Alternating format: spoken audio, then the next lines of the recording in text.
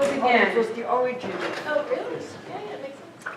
So it's really wonderful and a great pleasure to be able to welcome Vivian to campus tonight. I've wanted to bring Vivian for a number of years, so I was particularly happy that Bruno and Daniel chose Vivian as one of the keynote speakers, and not only because I of course believe that German Jewish studies belongs at the very center of any discussion of hyphenation and the hyphenated Jew, but really because the breadth of Vivian's work makes her the ideal person to help us launch the conversations at our conference on the notion of the hyphenated Jew.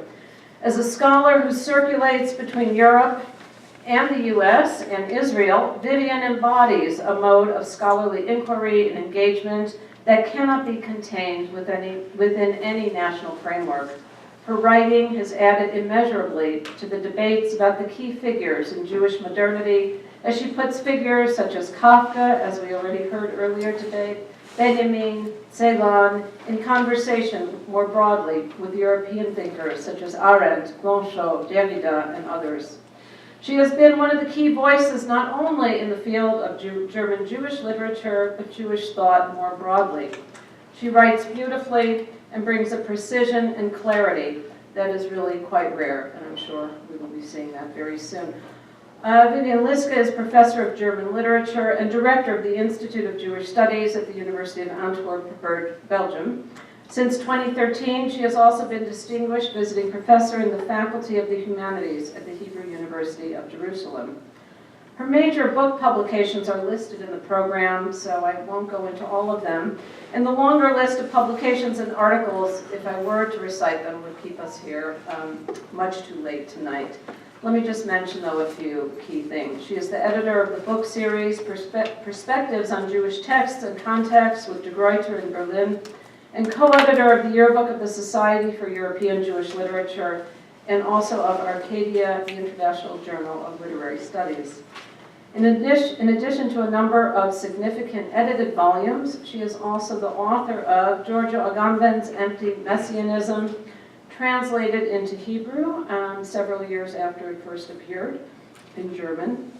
And then really a formative book for our field of German Jewish studies, When Kafka Says We, Uncommon Communities in German Jewish Literature, that appeared in 2008.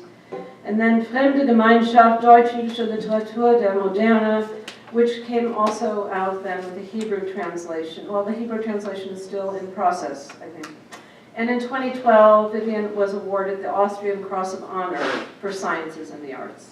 Her most recent book, German Jewish Thought and Its Afterlife, was published in 2017 and has already had a major impact on our field. Her talk tonight is entitled, How Jewish Were the Writings and Identity of Franz Kafka and Walter Benjamin, Reflections on a Title. So please join me in welcoming Vivian.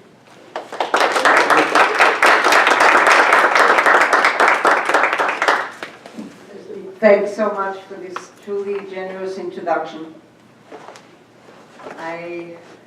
It made me feel confident, and I need it for my talk for tonight, so thank you.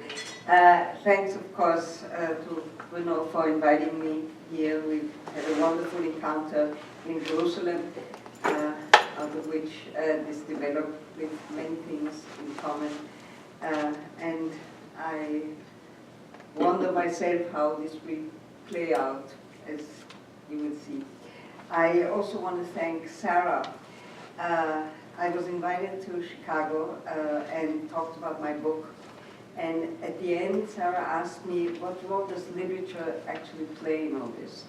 And this question has been with me and will somehow subtend what I will be doing here tonight, and also became the project that I'm pursuing right now. But altogether, I was very much inspired by her book, The Figural Jew. And I wrote a review about it, and it has influenced my own preoccupation, so thank you. A hyphen is mute. As a diacritical marker, it has no meaning in and of itself, but it has a function, a complex function. As we talked about before, it both links and keep separate two entities, qualities, identities. The hyphen is thus less a semantic than a performative sign. What does a hyphen perform? Since it results neither in a collage nor a mixture, neither in a synthesis deriving from a dialectic, nor a merger that ends up in an indistinct mass, it might best be told as a story. A hyphen is mute. All hyphens are equal, but some hyphens are more equal, or maybe rather more hyphens than others, precisely because of the special intensity with which they both link and separate. Barely has to be demonstrated that the German Jewish one is a case in point, both in terms of separating and of uniting. Uniting, particularly in the intellectual history of the early 20th century, and among the evidence of the shining stars of figures like the two heroes of the story I'm about to perform, Walter Benjamin and Franz Kafka. If I have to apologize for speaking to you today about the topic announced in my title, it is not merely as a captatio benevolentia to ensure you of my humility. The subtitle might convince you that I mean it. The need to reflect on the title stems from a certain uneasiness about it that needs elucidation. My lecture today is in more ways than one about the story of this title, or this title as a story. As I'm a literary scholar, it is a story that demands interpretation, but first the plot. I was invited to a conference on the German Jewish experience by Professor Steve Aschheim, who gave me this title. He said, Vivian, you will talk about, and then it's exactly this, how Jewish were the writings and identity of Franz Kafka and Walter Benjamin. I agreed to it without thinking too much about it at first, and then thinking a lot about it afterwards, because I realized that it could give me the opportunity to address core issues that are at stake in my own work, in my field, and I believe also here tonight.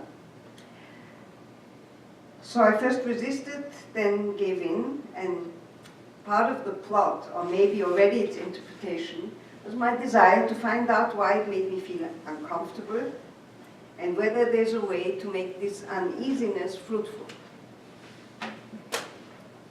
The title is a question. I will address this question directly to show the difficulty, if not the impossibility, of replying to it, not only in 45 minutes, but maybe altogether, although this doesn't mean that there's nothing important to say about the topic. So I will use the title itself as a heuristic means to reflect on what is at stake in asking this kind of a question, and in the best case, in the course of these reflections, provide some insights into the hyphen in the adjective German Jewish, also maybe into Kafka's and Benjamin's German Jewishness. Preliminaries. Franz Kafka and Walter Benjamin are among the major figures of German Jewish modernism, and I'm treating Kafka as a German here. Of course, he's not German, but he is German-speaking and one of the major figures of German Jewish modernism. They were born in the 1880s. Kafka dies in 1924, Benjamin in 1940. Their parents were assimilated Jews, Viertagesjuden, you know, Jews who went 4 days a year to the synagogue, the 2 days of Rosh Hashanah, Yom Kippur, and when the Kaiser came. They're world-renowned figures and most often discussed in ways that are not connected to Jews and Judaism. They indeed had limited knowledge of Judaism. They were not religious. They were ambivalent Zionists. They were mainly Benjamin was victim of anti-Semitism and exile, but we will not go with Sartre there and define their Jewishness in that way. So, what do they have with Jews and Judaism? And what does it mean to ask this question? The quickest reply would be to answer with what Kafka and Benjamin, and by the way also Hannah Arendt and Parzelan, each in their own way have called their Selbstverständlichkeit of their Judaism, their self-evidence. Arendt, in her famous epistolary exchange with Scholem, writes, "I've always regarded my Jewishness as one of the indisputable factual data of my life." Freud famously replied to the question, what, if anything, about him would remain Jewish if religion would be subtracted from him, and he says a very great deal, probably its very essence. And to one of my protagonists, Walter Benjamin, who in a letter to Ludwig Strauss in 1912 writes, "Das Jüdische versteht sich immer von selbst. The Jewish is always self-understood. And alles Jüdische, was über das Selbstverständliche hinausgeht, ist mir gefährlich. Everything Jewish that goes beyond the self-evident seems dangerous to me." Yet he also, in the same breath, writes, "Die Juden stellen eine Elite dar in der Schar der Geistigen." The Jews represent an elite among the spiritual. But he means not among the intellectuals, so the word geistig in German is misleading. Kafka writes to his non-Jewish lover Milena, dann das Judentum. Sie fragen mich, ob ich Jude bin? You're asking me if I'm a Jew? Maybe this is just a joke that you're asking. And finally, Parzelan, in a letter to his last lover, writes, die Selbstverständlichkeit meines Judentums inmitten von all dem. So it is quite striking that these very complex figures and complex Jews would consider their Jewishness as self-evidence and even use this word or something like it, which only increases the complexity of the issue. What makes all these masters of words so taciturn when addressing this question head-on? The self-evidence certainly does not correspond to the complexity of Kafka's and Benjamin's relationship to things Jewish. The question has a long history from the earliest reception of Kafka and Benjamin. Entire libraries exist about the topic, and it is being enriched by the day, most recently by my book. So it's not most recently, but recently. Since then, a few more have been added to that library, that shed. There are, at this point, several bibliographies listing dozens of books and hundreds of articles and bibliographies of these bibliographies. And you can find them in, so I have a few references to where they can be found in the most succinct and up-to-date way. Interestingly, the first interpretations for both authors were produced from a radically Jewish perspective, both by their closest and, incidentally or not, most Jewish friends.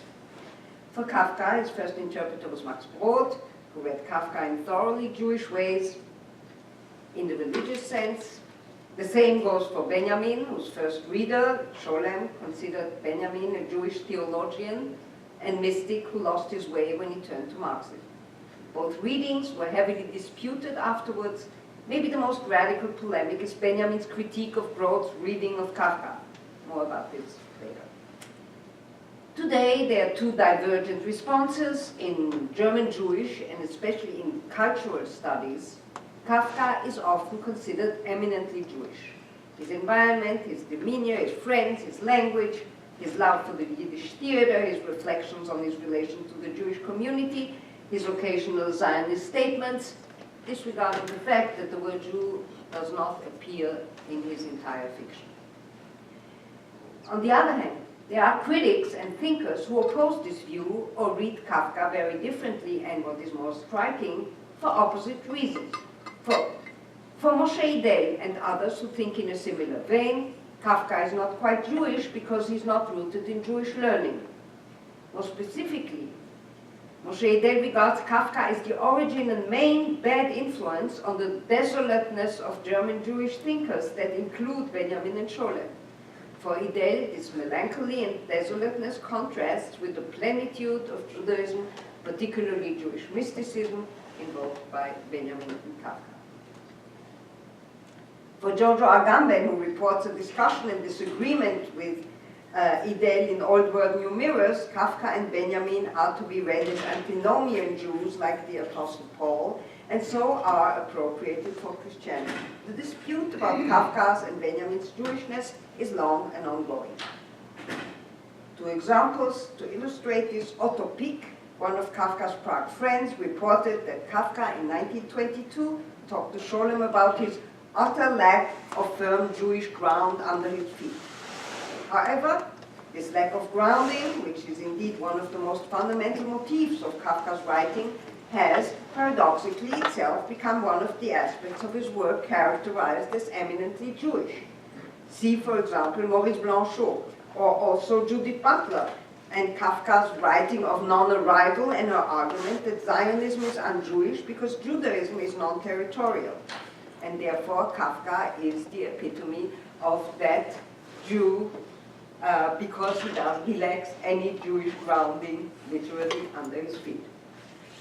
So this recent example displays a problematic paradox. Kafka's Jewishness has become a topic reaching the media with the controversy about Max Brod's archives containing manuscripts by Kafka. The argument of the Israeli National Library was that Kafka belongs to the Jewish people and its patrimony. This was contested by others like Judith Butler with the argument that Kafka's writing of non-arrival, a writing that doesn't end up in any conclusion or fixed place, is opposed to Zionism, the arrival par excellence. But even this point, made by Butler, cannot be conclusively derived from his writing, and furthermore, non-arriving has been described by Butler herself as eminently Jewish. In the present context, the question must be asked, to what extent can the authors discussed in this book be regarded as hyphenated Jews, more particularly as German Jewish authors? The status of this category itself is a contentious issue. For some, the term designates the, quote, Jewish contribution to German literature, and for others, Jewish literature in the German language. For now, let us state no more than that it was and remained a question for them. In a letter to Max Brod from June 1921, Kafka places his writings, quote, in the small world of German Jewish literature, a world he defines in terms of multiple impossibilities, where the very idea of a firm place in solid ground becomes questionable. In another letter, this time to his fiancée, Felice, Kafka writes, couldn't you, by the way, also tell me what I really am? In the last issue of the Neue Rundschau, the metamorphosis is mentioned and dismissed on good grounds, adding something like, Kafka's art of storytelling has something archetypically German. By contrast, Max Brod writes in his article, case stories are among the most Jewish documents of our time. This passage supports the viewpoint that German Jewish literature should not be regarded as a fixed and definable category or essence, but as the result of, precisely, a set of questions asked in the process of reading and interpreting individual texts. There are numerous approaches to Benjamin's and Kafka's Jewishness. The biographical, a son of assimilated Jewish parents, Kafka, son of assimilated Jewish parents, had a bar mitzvah, Jewish environment, and lived in Jewish social group. Though proud of his cosmopolitan existence, Kafka's father still insisted that his children learn about their religion. This education was, however, superficial, and Judaism was not practiced in the home. Kafka would later call his first Passover Seder a farce. His bar mitzvah, which triggered intense episodes of fear and anxiety during his preparation, consisted of a short speech and an inconsequential party. As a boy, he detested it all. Toward the end of his life, in letter to his father, Kafka wrote, I could not understand how, with the insignificant scrap of Judaism you yourself possessed, you could reproach me for not making an effort to cling to a similar insignificant scrap. Kafka's attitude changed a bit during the course of his life. In his younger days, Kafka was antagonistic towards his heritage, but in the late 1911, Kafka fell in love with the Yiddish theater, mainly with the grotesque gestures of the artists, of the actors. In the following years, Kafka grew interested in Judaism and Zionism, fantasized about moving to Israel. He attempted to teach himself Hebrew, but after a few aborted attempts, he met Dora Diamant, an Orthodox Jew and the daughter of a rabbi, and they actually never went as far as moving there, but Kafka acquired some Hebrew, and his notebooks are now being fought over among the other documents. Despite his deteriorating physical condition, Kafka maintained dreams of a kind of Jewishness that he otherwise was not living in fully, and just reconsidered repeatedly in his own writings. A psychological approach, a theological approach, a philosophical approach, and many others that would consider Kafka to be Jewish, and but is a key word in Kafka's own work. I will not go into the details, maybe just say that much. The main methodologies of reading reading Kafka's work in terms of Jewishness. The one, selecting quotes from letters and his diary and project them onto the work. Another one, to read his work allegorically. The castle as the Torah, the court as the final judgment, Joseph K. as the Jewish pariah. In Benjamin, allegory itself, as opposed to the symbol, is the Jewish mode as opposed to the harmonization of Christianity that has happened already. So each methodology will yield very different responses. My own approach, and this was a brief overview of some complex issues, and I've not gone into in all of them because I want to get maybe to my own. Most generally, I believe that it is indeed a set of questions that determines the Jewishness of these authors. And the way these questions are asked determines it as well. The way, the place, the situation, the tone, the context, each time anew. And to demonstrate this, I will try to perform this here myself by telling you how I approached the question and by telling you the story of the title. After receiving this title from Steve Aschheim, I called my daughter, who is a young scholar now, and told her, I got this impossible title and I really don't know what I should do and how I could handle this, and I read the title to her on the phone. How Jewish were the life, the writings and identity, now I have it right. How Jewish were the writings and identity of Franz Kafka and Walter Benjamin. And she replied on the spot, 8.5. I thought I had misunderstood and repeated the question, and she said, well, maybe a bit less if Jewish is in quotation marks, because then they don't have to be all that Jewish. Now, after that conversation, I told myself that maybe I could start there. I counted the words in the title. There are 8.5 words plus the sign, so 8 words and the quotation marks. There were quotation marks around the Jewish. And I do actually start from here. How? And you will get a little story for each of these words. How? Is Jewishness quantifiable? The quantifiable reveals an underlying motif of symbolic capital. If they are very Jewish, if one can reclaim them for Jewish patrimony, a kind of superiority of the Jewish mind would be established, something that none of us here would claim to want to demonstrate.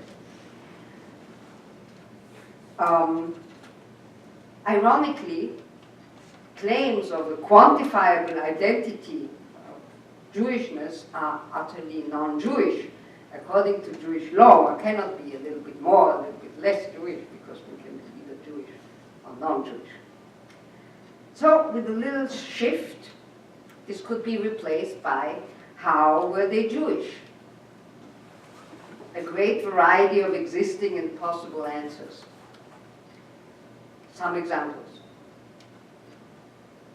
On the basis of a belonging to a tradition, a religion, a people, on the basis of being exiles, of being on the margins, of being nomads, of being cosmopolitans, of being the moderns par excellence, on the basis of their Jewish body, like Sander Gilman, being effeminate, replaced today by the Israeli myth of masculinity, the epitome of the macho, on the basis of being members of the people of the book, of textuality, of Talmudic thinking, etc., on the basis of the messianic dimension of open-endedness, on the basis of their importance of memory and of the forgotten. And there are many more in terms of the Bilderverbot in their work, in terms of their resistance to nature, on the basis of the monotheistic drive toward the one. Is that really so? And I'm sure you could add many others. And I'm sure while I said this, you said, oh no, but it is that or the other. The next word, Jewish. Don't worry, I will not ask who is a Jew.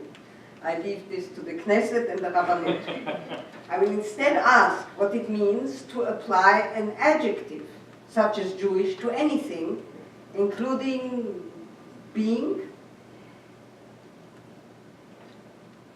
I made the experience of this and found a very interesting phenomenon when I first taught feminist criticism and feminist theory. They had the controversy around the word écriture féminine. And it was very interesting that the adjective, so there were different fractions of feminists, and for the European feminists, there was no problem. They coined, so it was a French term, feminine writing. And they had a completely different interpretation of what happens when you use that kind of an adjective. The Americans were furious because they said what it does, it transports stereotypes. So what is écriture féminine? It's an écriture that is irrational, that it comes from the body, that comes from the guts, that is not categorical, that is not ordered, etc. The French, on the other hand, would say, no, this is subversive of some of the very established views of what écriture is, in that it tries to get a grasp on the world and order it. Now, what is interesting is that there are two versions of an understanding of metaphor. Because for the Americans, a metaphor is something that you use, as in Cynthia Ozick's Metaphor and Memory. You use a metaphor to make something unknown familiar. So you come with something that you know. You say the wine red sea, and you know how red the wine is. You apply to the sea. You make the foreign familiar. The other, in this case, the French view of what a metaphor does, so applying that kind of an adjective, it is an intruder. It is something, you intrude a foreign element into a homogeneous text.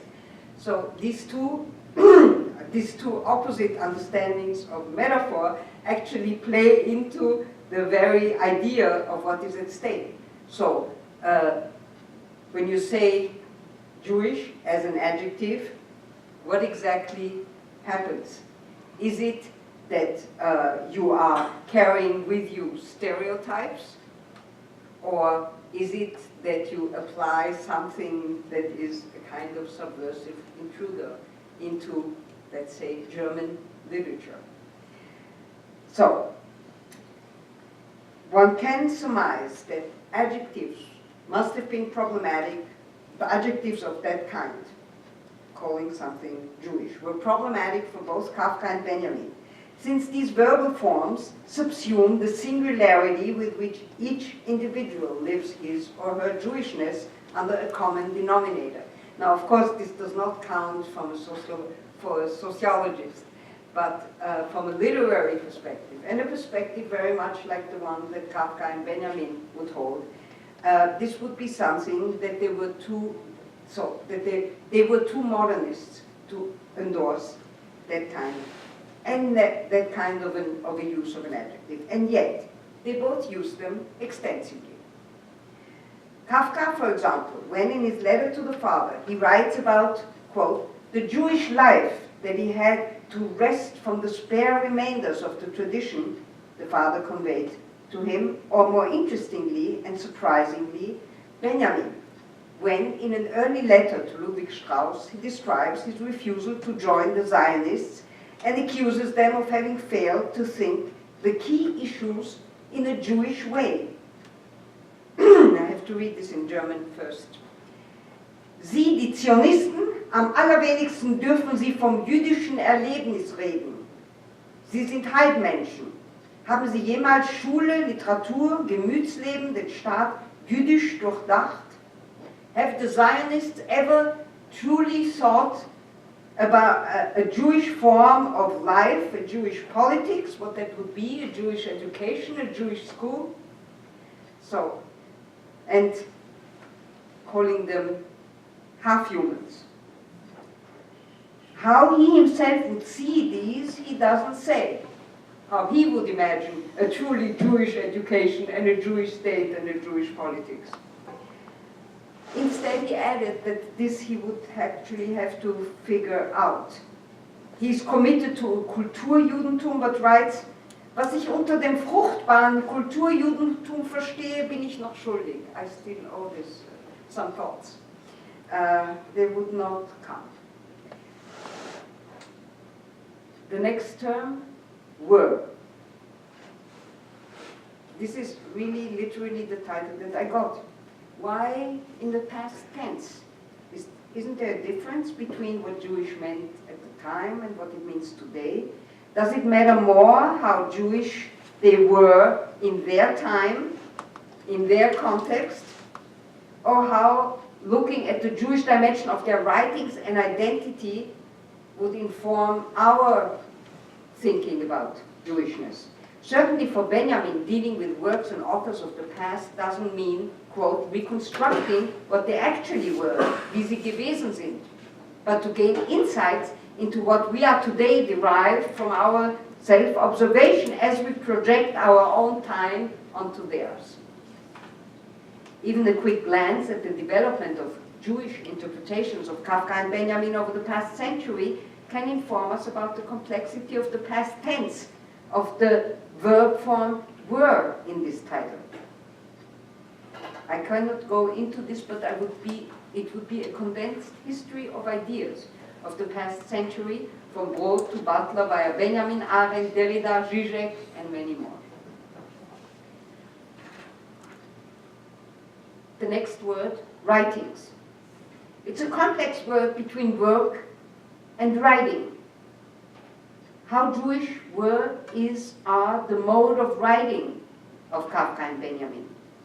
For some, Kafka was a Mauschel, or, the way Jews supposedly spoke German, or a modern Talmud, or a new Kabbalah.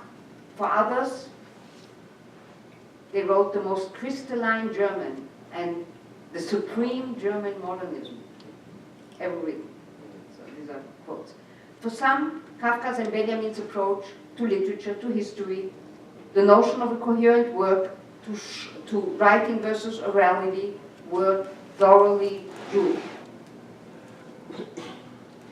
For example, one of many others called Kafka's writings one extensive commentary on the book of Job.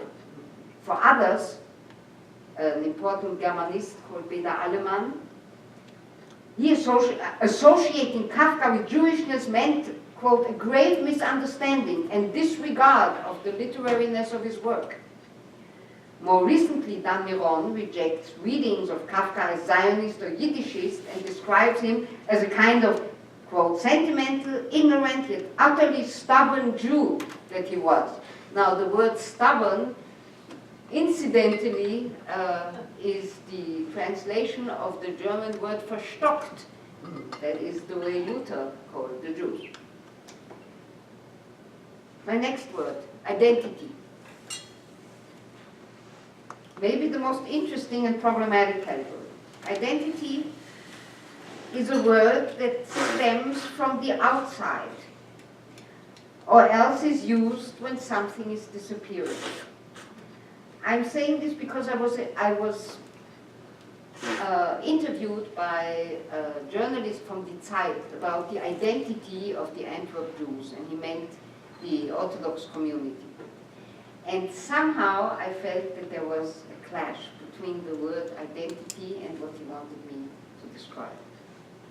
And I haven't thought it through, but I told the journalist at the time that I feel that these people don't have an identity.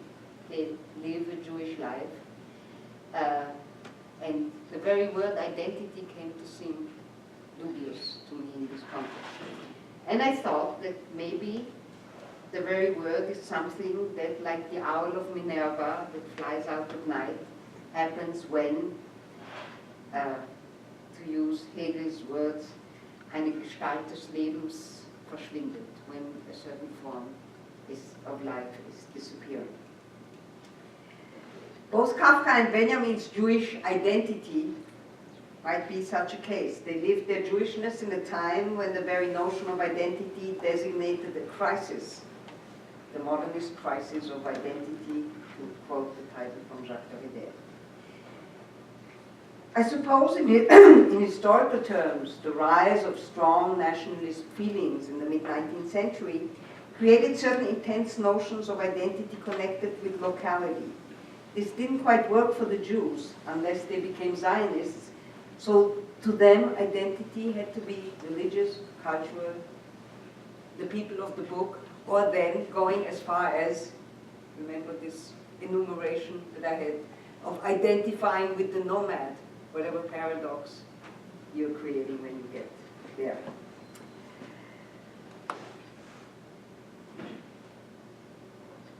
My next term is Franz Kafka.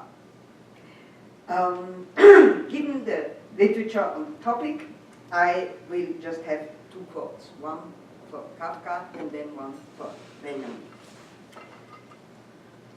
My quote for Kafka, a very famous one: "What do I have in common with Jews? I have barely anything in common with myself, and should put myself quietly in a corner, content that I can breathe."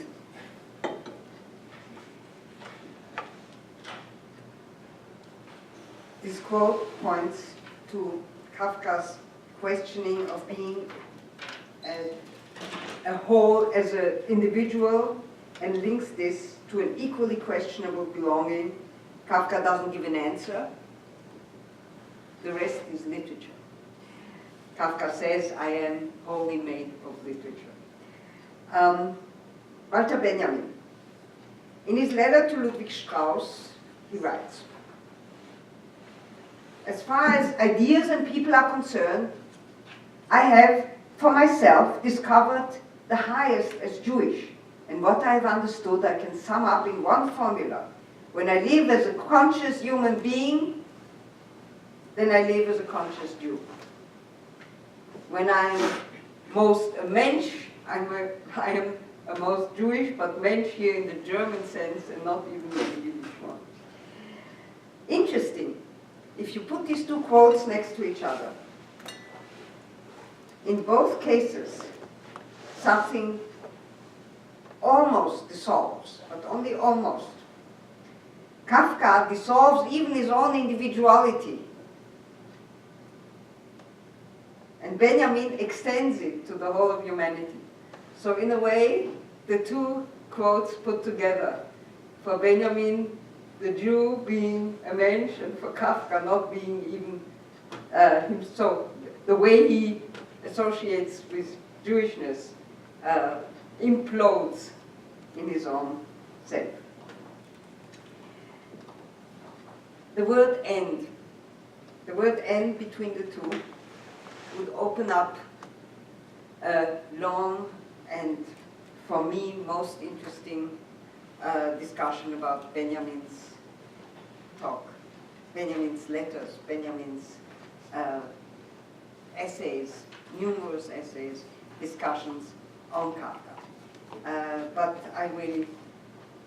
it's too late now to do that kind of thing. Maybe I can give you a very short summary of the kind of reflection that I would develop at this point. To give you an example of how complex and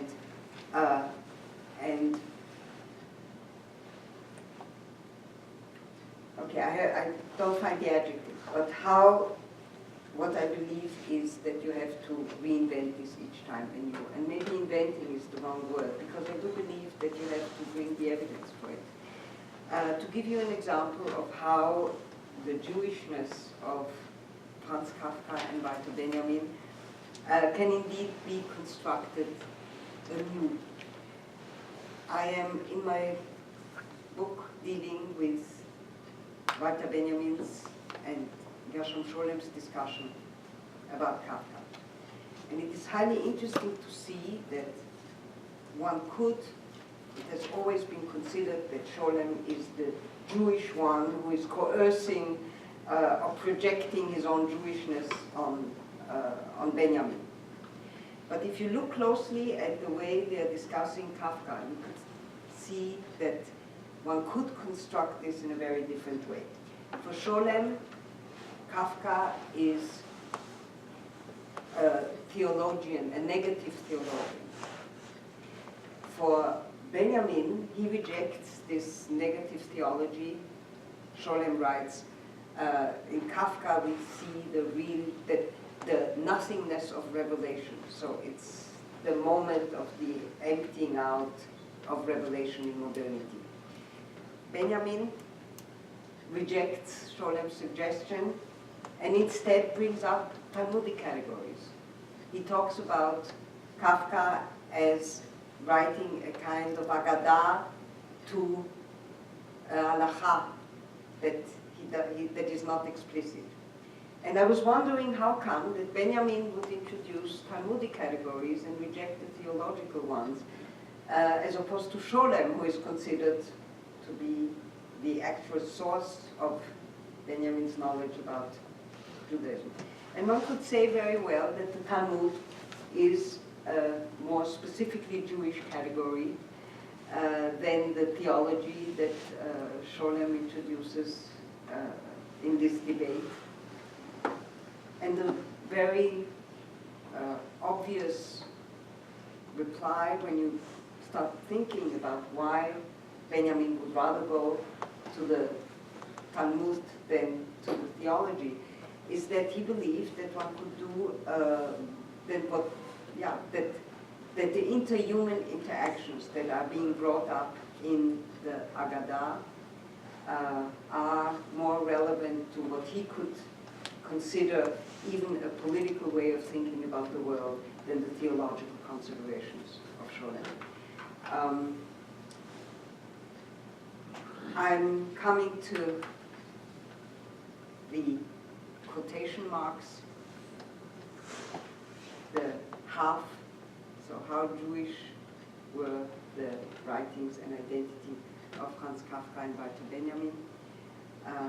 The quotation marks are, of course, most elaborately treated in Jean-François Lyotard's Heidegger and the Jews, the story where, yeah, one could debate it as a story, where Lyotard suggests that writing the Jew with a capital letter and no quotation marks, they are the identitarian Jews as opposed to, and I think I have to quote somewhere, as opposed to the Jews here, who are, so I'm quoting Lyotard, they are a non-people of exiled survivors of trauma, deterritorialized, non-essential, non-identitarian, marginalized, and they can be anyone who understands himself or lives and acts in this way. By the end of the sentence, the Jews in quotation marks have lost whatever the Jew with a capital letter for Lyotard embodies a problem and a problematic identity. So to the point where people have said that for Lyotard, the Jews with a capital letter are bad Jews in quotation marks. It is more complicated than that, and there are some writings of Lyotard that are actually maybe trying to make up for this contentious issue. But I'm coming to the actual end, and it's not there yet, because I was wondering what exactly this 8.5 that my daughter suggested meant and what it could mean for the hyphen between the German and the Jewish in this context.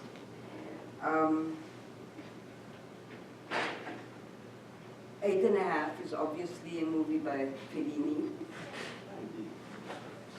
and it is a movie about making a movie. It is called 8.5 because it is not 9 yet, and 9 is that which is being born. The gestation is completed, and 8.5 is a movie about something that is in the making, and probably the 8.5 in this case also applies to what the hyphen does, and of how Jewish Walter Benjamin and Franz Kafka are. It is in the making here, right now, through me and through all of you listening, and through whatever is going on in your heads as you think this along. Now, as my daughter said, maybe it's not just 8.5, maybe it is 9, but not for the reason she said. It is because I forgot another half a sign, and that is the question mark.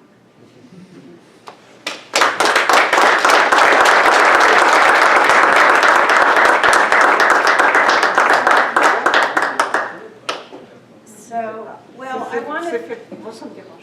want to thank Vivian for what was perhaps not quite a bedtime story, but one